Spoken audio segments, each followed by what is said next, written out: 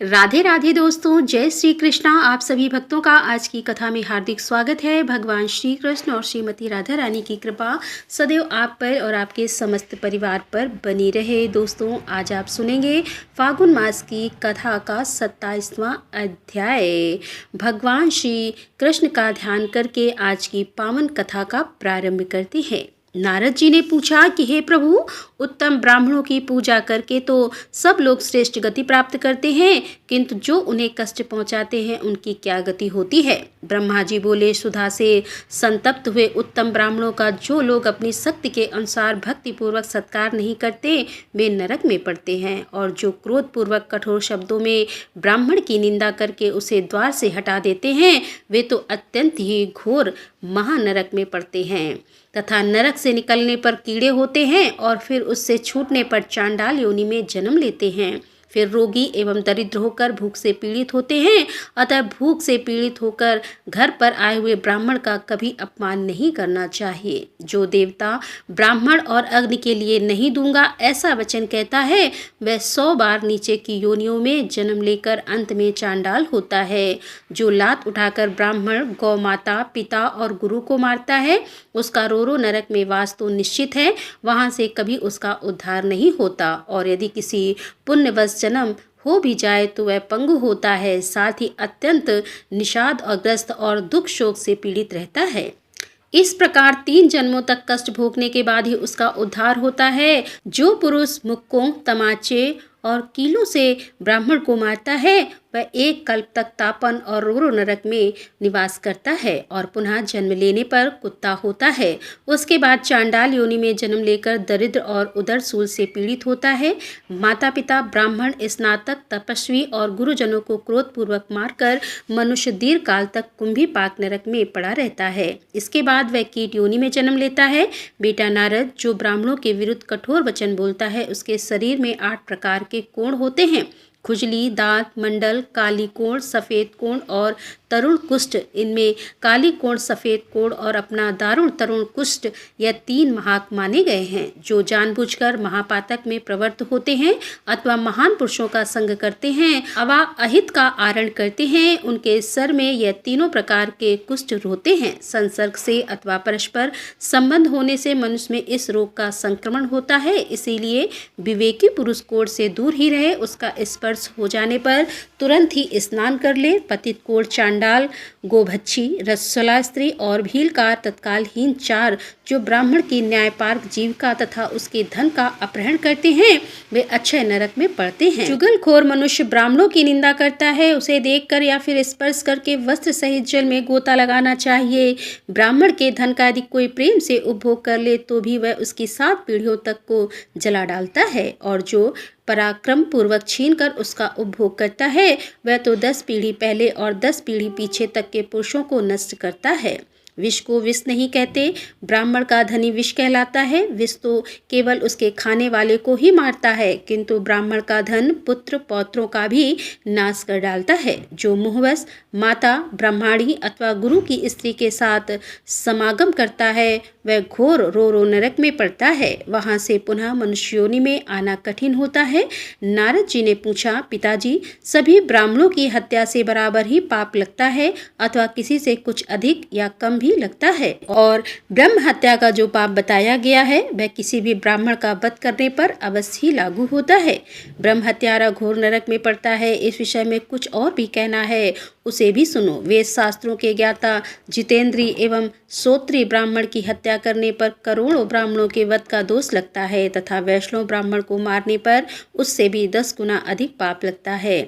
अपने वंश के ब्राह्मण का वध करने पर तो कभी नरक से उद्धार होता ही नहीं है।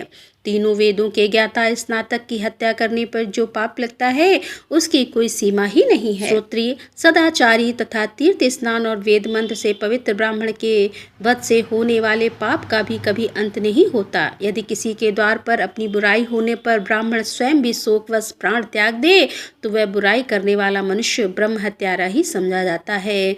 कठोर वचनों और कठोर वर्ताव से पीड़ित एवं ताड़ित हुआ ब्राह्मण जिस अत्याचारी मनुष्य का नाम लेकर लेकर अपने प्राण त्यागता है उसे सभी ऋषि मुनि देवता और ब्रह्म बताओं ने ब्रह्म हत्यारा बताया है और ऐसी हत्या का पाप उस देश के निवासियों तथा राजा को लगता है। अतः वे ब्रह्म हत्या का पाप करके अपने पितरों सहित नर में पकाए जाते हैं। विद्वान पुरुष को चाहिए कि वह मरण पर्यंत उपवास अर्थात अनासन करने वाले ब्राह्मणों को मनाए, उसे प्रसन्न करके अनशन तोड़ने का प्रयत्न करे। यदि किसी निर्दोष पुरुष को निमित्त बनाकर कोई ब्राह्मण अपने प्राण त्यागता है तो वह स्वयं ही ब्रह्म हत्या के घोर पाप का भागी होता है। जिसका नाम लेकर मरता है वह नहीं, जो अधम ब्राह्मण अपने कुटुंबी का वध करता है उसको भी ब्रह्म हत्या का पाप लगता है।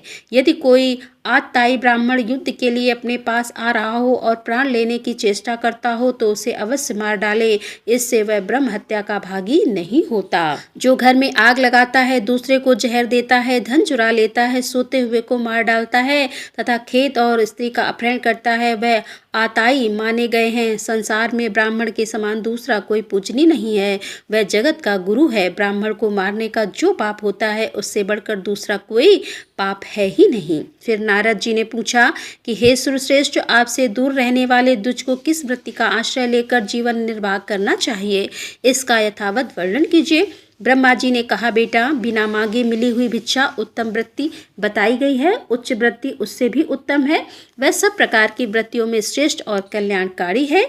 श्रेष्ठ मुनिगण उच्च वृत्ति का आश्रय लेकर ब्रह्मपद को प्राप्त होते हैं। यज्ञ में आए हुए ब्राह्मण को यज्ञ की समाप्ति हो जाने पर यजमान से जो दक्षिणा प्राप्त होती है वह उसके लिए ग्राह्य वृत्ति है। द्विज को पढ़ाकर या यज्ञ कराकर उसकी दक्षिणा लेनी चाहिए। पठन पाठन तथा उत्तम मांगलिक शुभ कर्म करके भी उन्हें दक्षिणा ग्रहण करनी चाहिए। यही ब्राह्मणों की जीविका है। दान लेना उनके लिए अंतिम रीति है। उनमें जो शास्त्र के द्वारा जीविका चलाते हैं वे धन्य हैं। वृक्ष और लता के सहारे जिनकी जीविका चलती है वे भी धन्य हैं। ब्राह्मण उचित वृत्ति के अभाव में ब्राह्मणों को क्षत्रिय व्रत से जीवन निर्वाह करना चाहिए।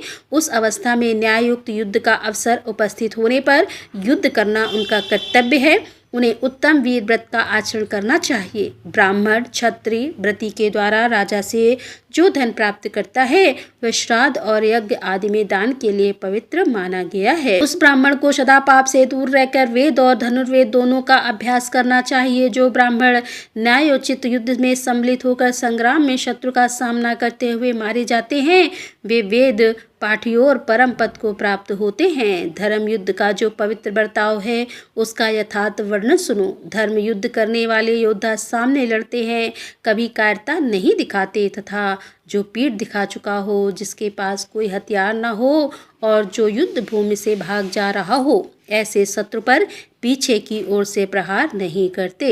जो दुराचार सैनिक विजय की इच्छा से डरपोक युद्ध से विमुख पतित मूर्छित असत शुद्ध स्तुति प्रिय और शरणागत शत्रु को युद्ध में मार डालते हैं वे नरक में पड़ते हैं। यह क्षत्रिय व्रति सदाचारी पुरुषों द्वारा प्रशंसक आश्रय लेकर समस्त क्षत्रिय स्वर्ग लोक को प्राप्त करते हैं। धर्म युद्ध में शत्रु का सामना करते हुए मृत्यु को प्राप्त होना क्षत्रिय के लिए शुभ है। वह परम पवित्र होकर सब पापों से मुक्त हो जाता है और एक कल्प तक स्वर्ग लोक में निवास करता है। उसके बाद सार्वभौम राजा होता है, उसे सब प्रकार के भोग प्राप्त होते हैं। उसका शरीर निरोग और कामदेव के समान सुंदर होता है। उसके पुत्र धर्मशील, सुंदर, समृद्धिशाली और पिता की रुचि के अनुकूल चलने वाले होते हैं। इस प्रकार क्रमशः 7 दिनों तक वे क्षत्रिय उत्तम सुख का उपभोग करते हैं। इसके विपरीत जो अन्याय पूर्वक युद्ध करने वाले हैं उन्हें चिरकाल तक नरक में निवास करना पड़ता है। इस तरह ब्राह्मणों को श्रेष्ठ क्षत्रिय व्रत का सहारा लेना उचित है। उत्तम ब्राह्मण आपत्तिकाल वैश्य व्रत से एवं खेत आदि से भी जीविका चला सकता है। उसे चाहिए कि वह दूसरों के द्वारा खेती और व्यापार का काम कराए। स्वयं ब्राह्मण उचित कर्म का त्याग न करे। वैश्य व्रत का आश्रय लेकर यदि ब्राह्मण झूठ बात या किसी वस्तु की बहुत बढ़ा चढ़ाकर प्रशंसा करे तो लोगों को ठगने के कारण वह दुर्गति को प्राप्त होता है। भीगे हुए द्रव्य के व्यापार से बचा रहकर ब्राह्मण कल्याण का भागी होता है। तौल में कभी असत्यपूर्ण बर्ताव नहीं करना चाहिए, क्योंकि तुला धर्म पर ही प्रतिष्ठित होती है। जो तराजू पर तलते हैं समय छल करता है वह नरक में पड़ता है, और जो द्रव्य तराजू पर चढ़ाई बिना ही बेचा जाता है उसमें भी झूठ कपट का त्याग कर देना चाहिए। इस प्रकार मिथ्या बर्ताव नहीं करना चाहिए, क्योंकि मिथ्या व्यवहार से पाप ही उत्पत्ति होती है। पाप से बढ़कर धर्म और झूठ से बढ़कर दूसरा कोई पाप नहीं है। अतः सब कार्यों में सत्य को ही श्रेष्ठ माना गया है। यदि एक ओर 1000 अश्वमेध यज्ञ का पुण्य और दूसरी ओर सत्य को तराजू पर रखकर तौला जाए तो 1000 अश्वमेध यज्ञों की अपेक्षा सत्य का ही पलड़ा भारी होता है। जो समस्त कार्यों में सत्य बोलता है और मिथ्या का परित्याग करता है वह सब दुखों से पार हो जाता है और अच्छे स्वर्ग का उपभोग करता है। ब्राह्मण दूसरों के द्वारा व्यापार का काम करा सकता है, किंतु उसे झूठ का त्याग करना ही चाहिए। उसे चाहिए कि जो मुनाफा हो उसमें से पहले तीर्थों में दान करे, जो शेष बचे उसका स्वयं उपभोग करे। यदि ब्राह्मण वाणिज्य वृत्ति से न्यायपूर्वक उपार्जित किए हुए धन को पितरों, देवताओं और ब्राह्मणों के निमित्त यत्नपूर्वक दान देता है तो उसे अच्छे फल की प्राप्ति होती है। वाणिज्य लाभकारी व्यवसाय है, किंतु उसमें दो बहुत बड़े दोष आ जाते हैं। लोभ न छोड़ना और झूठ बोलकर माल बेचना। विद्वान पुरुष इन दोनों दोषों का परित्याग करके धन उपार्जन करे तो व्यापार में कमाए हुए धन का दान करने से वह अच्छे फल का भागी होता है। हे नारद, पुण्य कर्म में लगे हुए ब्राह्मण को इस प्रकार खेती करनी चाहिए। वह आधे दिन यानी दोपहर तक 4 बैलों को हल में जोते। 4 बैलों के अभाव में 3 बैलों को भी जोता जा सकता है। बैलों से इतना काम ना ले कि उन्हें दिन भर विश्राम करने का मौका ही ना मिले। प्रतिदिन बैलों को चोर और व्याघ्र आदि से रहित स्थान में जहाँ की घास काटी ना गई हो ले जाकर चराएं। उन्हें यथेष्ट घास खाने को दें और स्वयं उपस्थित रहकर उनके खाने पीने की व्यवस्था करें। उनके रहने के लिए गौशाला बनवाएं जहाँ किसी प्रकार का उपद्रव ना हो। वहां से गोबर, मूत्र और खिच बिखरी हुई घास आदि छुटाकर गौशाला को सदा साफ रखें। गौशाला संपूर्ण देवताओं का निवास स्थान है, अतः वहां कूड़ा नहीं फेंकना चाहिए। विद्वान पुरुष को उचित है कि वह अपने शयन कक्ष के समान गौशाला को भी साफ रखे, उसकी फर्श को समतल बनाए तथा यत्नपूर्वक ऐसी व्यवस्था करे जिससे वह सर्दी, हवा और धूल धक्कड़ से बचाए। गौ को अपने प्राणों के समान ही समझे, उसके शरीर को अपने ही शरीर के तुल्य माने। अपनी देह से जैसे सुख दुख होते हैं वैसे ही गौ के शरीर में भी होते हैं। ऐसा समझकर गौ के कष्ट को दूर करने और उसे सुख पहुँचाने की चेष्टा करें। जो इस विधि से खेती का काम करता है वह बैल को जोतने के दोष से मुक्त हो जाता है और धनवान होता है। जो दुर्बल, रोगी, अत्यंत छोटी अवस्था के और अधिक बूढ़े बैल से काम लेकर उसे कष्ट पहुंचाता है उसे गौ हत्या का पाप लगता है। जो एक और दुर्बल और दूसरी ओर बलवान बैल को जोड़कर उसने भूमि को जुतवाता है उसे भी गौ हत्या के समान पाप का भागी होना पड़ता है। इसमें तनिक भी संदेह नहीं है। जो बिना चारा खिलाए ही बैल को हल तने के काम में लगाता है तथा घास खाते और पानी पीते हुए बैल को मोहवश हाँक देता है वह भी गौ हत्या के पाप का भागी होता है। अमावस्या, संक्रांति तथा पूर्णिमा को हल जोतने से 1 लाख गौ हत्याओं का पाप लगता है। जो उपयुक्त तिथियों को गौओं के शरीर में सफ़ेद और रंग बिरंगी रचना करके काजल, पुष्प और तेल के द्वारा उनकी पूजा करता है वह अच्छे स्वर्ग को सुख भोगता है। जो प्रतिदिन दूसरे की गाय को मुट्ठी भर घास देता है उसके समस्त पापों का नाश हो जाता है तथा वह अच्छे स्वर्ग का उपभोग करता है। जैसा ब्राह्मण का महत्व है वैसा ही गौ का भी महत्व है। दोनों की पूजा का फल समान ही है। विचार करने पर मनुष्यों में ब्राह्मण प्रधान है और पशुओं में गौ। नारद जी ने पूछा कि हे नाथ, आपने बताया कि ब्राह्मण की उत्पत्ति भगवान के मुख से हुई है, फिर गौओं की उससे तुलना कैसे हो सकती है? हे विधाता, इस विषय को लेकर मुझे बड़ा आश्चर्य हो रहा है। ब्रह्मा जी ने कहा, बेटा, पहले भगवान के मुख से महान तेजों में पुंज प्रकट हुआ। उस तेज से सर्वप्रथम वेद की उत्पत्ति हुई। तत्पश्चात क्रमशः अग्नि, गौ और ब्राह्मण यह पृथक पृथक उत्पन्न हुए। मैंने संपूर्ण लोकों और वनों की रक्षा के लिए पूर्व काल में एक वेद से 4 वेदों का विस्तार किया। अग्नि और ब्राह्मण देवताओं के लिए हविष्य ग्रहण करते हैं और हविष्य अर्थात घी गौओं से उत्पन्न होता है, इसीलिए चारों ही इस जगत के जन्मदाता हैं। यदि ये चारों महत्व पदार्थ विश्व में नहीं होते तो यह सारा चराचर जगत नष्ट हो जाता। यही सदा जगत को धारण किए रहते हैं जिससे स्वभाव इसकी स्थिति बनी रहती है। ब्राह्मण देवता तथा असुरों को भी गौ की पूजा करनी चाहिए, क्योंकि गौ सब कार्यों में उद्धार तथा वास्तव में समस्त गुणों की खान है। वह साक्षात संपूर्ण देवताओं का स्वरूप है। सब प्राणियों पर उसकी दया बनी रहती है। प्राचीन काल में सबके पोषण के लिए मैंने गौ की सृष्टि की थी। गौओं के प्रत्येक वस्तु पावन में समस्त संसार को पावन कर देती है। गौ और गौ का मूत्र, गोबर, दूध, दही और घी, इन पंचगव्य का पान कर लेने पर शरीर के भीतर पाप नहीं ठहरता। इसीलिए धार्मिक पुरुष प्रतिदिन गौ के दूध, दही और घी खाया करते हैं। गव्य पदार्थ संपूर्ण द्रव्यों में श्रेष्ठ है, शुभ है और प्रिय भी है। जिसको गाय का दूध, दही और घी खाने का सौभाग्य नहीं प्राप्त होता, उसका शरीर मल के समान है। अन्न आदि 5 रात्रि तक दूध, 7 रात्रि तक दही, 20 रात्रि तक घी और 1 मास तक शरीर में अपना प्रभाव रखता है। जो लगातार 1 मास तक बिना गव्य का भोजन करता है, उस मनुष्य के भोजन में प्रेतों के भाग मिलता है। इसीलिए प्रत्येक युग में सब कार्यों के लिए एकमात्र गौ ही प्रशस्त मानी गई है। गौ सदा धर्म, अर्थ, काम और मोक्ष यह चारों पुरुषार्थ प्रदान करने वाली है।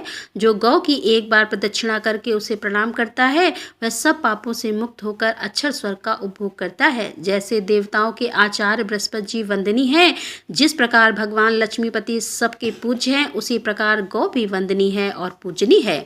जो मनुष्य प्रातः काल उठकर गौ और उसके घी का स्पर्श करता है, वह सब पापों से मुक्त हो जाता है। गौ वे दूध और घी प्रदान करने वाली हैं।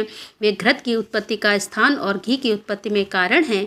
वे ही घी की नदियां हैं। ऐसी गौ में सदा मेरे घर पर मौजूद रहें। घी मेरे संपूर्ण शरीर और मन में स्थित रहे, सदा मेरे आगे रहे। वे ही मेरे पीछे रहें। मेरे सब अंगों को गौओं का स्पर्श प्राप्त हो। मैं गौओं के बीच में निवास करूं। इस मंत्र को प्रतिदिन संध्या और सवेरे के समय शुद्ध भाव से आचमन करके जपना चाहिए। ऐसा करने से उसके सब पाप का क्षय हो जाता है तथा वह स्वर्ग लोक में पूजित होता है। जैसे गौ आदरणीय है, वैसे ब्राह्मण जैसे ब्राह्मण है, वैसे भगवान श्री विष्णु, तो जैसे भगवान श्री विष्णु है, वैसे ही श्री गंगा जी भी हैं। यह सभी धर्म के साक्षात स्वरूप माने गए हैं। गौवें मनुष्यों की बंधु हैं और मनुष्य गौओं के बंधु हैं। इसीलिए जिस घर में गौ नहीं, वह बंधु रहित ग्रह है। 6 अंगों, पदों और क्रम रहित संपूर्ण वेदों गौओं के मुख में ही निवास करते हैं। उनके सिंह में भगवान श्री शंकर और श्री विष्णु सदा विराजमान रहते हैं। गौओं के उदर में कार्तिकेय, मस्तक में ब्रह्मा, ललाट में महादेव और सिंहों में अग्रभाग में इंद्र, दोनों कानों में अश्वनी कुमार, नेत्रों में चंद्रमा और सूर्य, दांतों में गरुण, जीवा में सरस्वती देवी, अपान अर्थात गुदा में संपूर्ण तीर्थ, मूत्र स्थान में गंगा जी, रोम कूपों में ऋषि, मुख और पृष्ठ भाग में यमराज, दक्षिण पार्श्व में वरुण और कुबेर पार्श्व में तेजस्वी और महाबली, यक्ष मुख के भीतर, गंधर्व नासिका के अग्रभाग में, सर्प खुरों के पिछले भाग में, अप्सराएं गोबर में, लक्ष्मी गोमूत्र में, पार्वती चरणों के अग्रभाग में, आकाशचारी देवता रंभा की आवाज में, प्रजापति और धन में भरे हुए चारों समुद्र में निवास करते हैं। जो प्रतिदिन स्नान करके गौ का स्पर्श करता है, वह मनुष्य प्रकार के स्थूल पापों से भी मुक्त हो जाता है। जो गौओं के खुर से उड़ी हुई धूल को सिर पर धारण करता है, वह मानो तीर्थ के जल में स्नान कर लेता है और सब पापों से छुटकारा पा लेता है। नारद जी ने पूछा, हे गुरु श्रेष्ठ, हे परम श्रेष्ठ जी, विभिन्न रंगों की गौओं में किसके दान से क्या फल प्राप्त होता है, इसका तत्व बतलाइए। ब्रह्मा जी ने कहा, बेटा, ब्राह्मण को श्वेत गौ का दान करके मनुष्य ऐश्वर्यशाली होता है। वे सदा महल में निवास करता है तथा भोग सामग्रियों से संपन्न होकर सुख समृद्धि से भरा पूरा रहता है। भूरे रंग के समान रंग वाली गौ स्वर्ण प्रदान करने वाली तथा भयंकर संसार में पापों से छुटकारा दिलाने वाली होती है।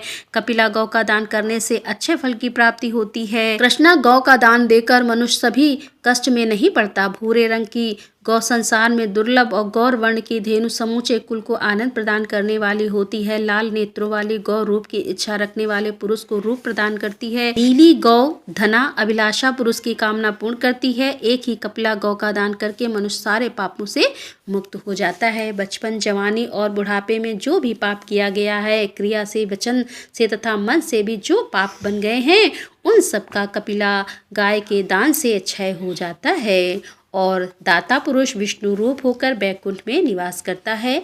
जो 10 गौवें दान करता है तथा जो भार ढोने में समर्थ एक ही बैल दान करता है, उन दोनों का फल ब्रह्मा जी ने समान ही बताया है। जो पुत्र पितरों के उद्देश्य से साँड़ छोड़ता है, उसके पितर अपनी इच्छा के अनुसार विष्णु लोक में सम्मानित होते हैं। वे छोड़े हुए साँड़ या फिर दान की हुई गौ के जितने रोए होते हैं, उतने 1000 वर्षों तक मनुष्य स्वर्ग का सुख भोगते हैं। छोड़ा हुआ सांड अपनी पूंछ से जो जल फेंकता है वह 1000 वर्षों तक पितरों के लिए तृप्तिदायक होता है। वह अपने खुर से जितनी भूमि खोदता है, जितने ढेले और कीचड़ उछलता है, वे सब लाख गुने होकर पितरों के लिए सदा स्वरूप हो जाते हैं। यदि पिता के जीते जी माता की मृत्यु हो जाए तो उसकी स्वर्ग प्राप्ति के लिए चंदन चर्चित धेनु का दान करना चाहिए। ऐसा करने से दाता पितरों के ऋण से मुक्त हो जाता है तथा भगवान श्री विष्णु की भांति पूजित होकर अच्छे स्वर्ग को प्राप्त करता है।